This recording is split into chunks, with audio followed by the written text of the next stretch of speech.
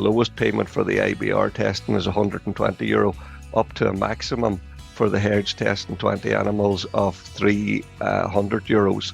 So it ranges from 120 to 300 depending on the number of animals tested, and it's sort of graduated within that. So it's 120, 180, 250, 300 would be the payment rate there. Hello and welcome to the Beef Edge, the Teagasc Beef podcast, for all your latest news, information and advice for Irish beef farmers.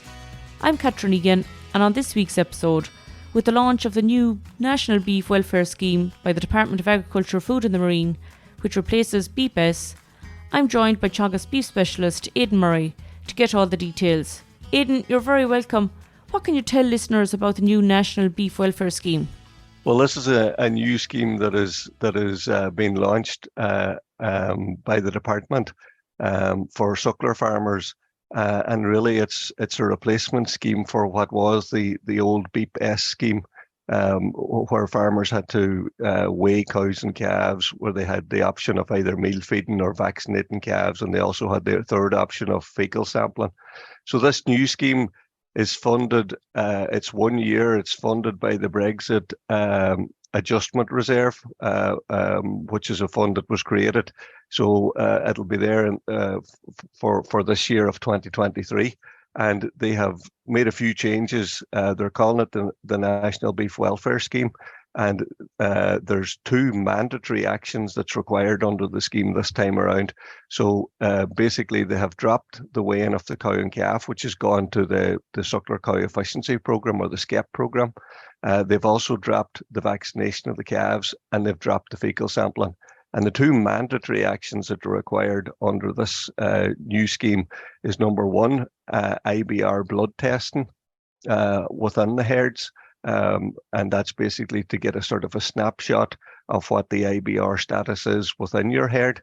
And the second mandatory option then is the meal feeding, which was very similar to what has been there in the past, where you must meal feed the weanlings 4 weeks pre-weaning and for 2 weeks post-weaning, and you're paid for both measures. And why is the IBR testing being included this time round, Aidan? Well, the IBR in its own right is a fairly contagious upper respiratory tract virus that gets in and can, has quite a significant economic impact on herds that are, particularly if herds that have both in calves and you see it in finishing cattle quite a bit. So it'll obviously affect performance, and then you've got the cost. But on a Europe-wide basis, there's a number of countries that are looking to have an IBR eradication type program. And, we would be exporting animals, live animals, through some of those countries. And, once they gain full status, it becomes prohibitive to do that. You can't stop off. And that. So the idea is that it's a sort of a natural progression for the Irish beef industry or the cattle sector, basically to try and go down the route of getting a handle on what the status of IBR is within the herds, and then look to see what the course of action should be in order to head towards this IBR eradication or IBR free status down the line. So it's a sort of a starting point, Catherine, in terms of trying to get a handle on what's happening in the country, and then basically how individual herds should tackle it. But, for the actual scheme, the mandatory part is actually getting the blood samples taken and making sure that the samples get to the labs. And how do farmers go about getting these samples taken and getting them to the lab, and what's involved? Well, basically, once you sign up to the scheme, which is open currently and will be open until the 12th of September, you go in online onto Ag Food. You can do it yourself as an individual farmer, or you can get your FAS advisor to sign you up. There's an icon there on the left-hand side for the National Beef Welfare Scheme, and you just follow that through and sign up. Now, once you've signed up, it's your responsibility on the blood testing to contact your local vet, and there is a number of PVPs, as they call them, vets that are actually have been trained by AHI and know all about the IBR protocols. So you, as the farmer, the onus is on you to contact the PVP or contact the vet and organise the blood testing. And the number of samples basically will vary according to the number of animals you have in the herd on the day of testing. So a herd, for example, with 7 cows and 7 calves and less than 14, all 14 animals in that case would be tested. Herds with more than 20 animals would just have to test 20 animals, which the vet will select. But if you have less than 20 animals in your herd, they will test up to 20. And you know, if larger herds in particular, they may not test any calves. They may test older animals, for example, animals that are over 9 months old, or females that are intended for breeding, or part of the cow herd that is currently there. But that'll be decided by the vet on the day. You know, there has to be for herds, as I said, less than 20 animals. You would end up blood testing them all, and for herds over 20 animals, you'll have to take a minimum or a maximum of 20 samples for the scheme. What are the payment rates, Aidan, per head for this action? Well, for each action, the IBR testing basically depends on the number of animals that are in the herd and the number of animals you test. So, for example, the lowest number would be sort of 2 to 6, and so the lowest payment for the IBR testing is €120, up to a maximum for the herds testing 20 animals of €300. So it ranges from 120 to 300 depending on the number of animals tested, and it's sort of graduated within that. So it's 120, 180, 250, 300 would be the payment rate there. And for the meal feeding of the calves, you have the option of selecting the number of calves that you're going to meal feed when you make the application.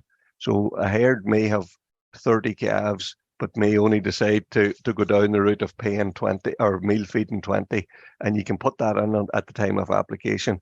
But the rate of payment for the meal feeding action is €35 per calf, and there's a maximum of 40 calves. So the maximum payment there would be €1,400, and that's the sort of ceiling. So the overall ceiling for a herd with 40 weanlings that are eligible to apply for meal feeding, and then could take 20 blood samples for the IBR testing, the overall payment would be €1,700. And just the calves that are eligible for the meal feeding are calves that were born from the 1st of July 2022 to the 30th of June 2023. So it's very similar to what's there under the SCEP programme in terms of eligibility, in terms of calf births. And you mentioned there that the scheme will remain open until the 12th of September. Just remind listeners how they can apply if they're interested in joining the scheme. Well, the first thing you do, if you're registered on Ag Food, you can go in online into your Ag Food account. And once you get in, you'll see down along the left-hand side of the screen, a number of tabs, and you go down until you come to the National Beef Welfare Scheme. You click on that. That'll take you through, and you select Beef Welfare Scheme once you get into that. And then it'll come up with some of your herd details, and it'll tell you the number of eligible calves that you have. So those are the number of eligible calves for meal feeding, really. And if you're happy with the number that's there, you just put the number that's already pre-populated by the department into the box, and tick that you've read the terms and conditions and you accept the scheme, and hit the submit button. If you're not on Ag Food, but you're registered with a private consultant or one of the Teagasc advisors, they can go in and make the application on your behalf. But you'll need to have the conversation with your consultant or advisor as to the number of eligible calves that you would deem that you'll go down the route with meal feeding. And as with all schemes, Aidan, there'll be a level of checks by the department. What do they consist of? Yeah, and one of the big things, the first thing that flags up, Catherine, will be the meal feeding. Calves that were born last autumn, many of them will have been weaned at this stage. Many of them may even be sold. And the idea is that, that you have proof of meal dockets if they've been sold, proof of sale dockets, and make sure, and you'll have to you should record when you would actually have started meal feeding and when you actually weaned them, and then make sure that the sale state, for example, that the animals have been on for a month and then weaned for 2 weeks before they're actually sold. And then obviously that if you've recorded a weaning date, that the meal dockets tally that there was meal there for the 4 weeks pre-weaning, in order to comply, because that's the type of documentation that they're likely to ask you for if there is an inspection with regards to the meal feeding. The IBR is more straightforward.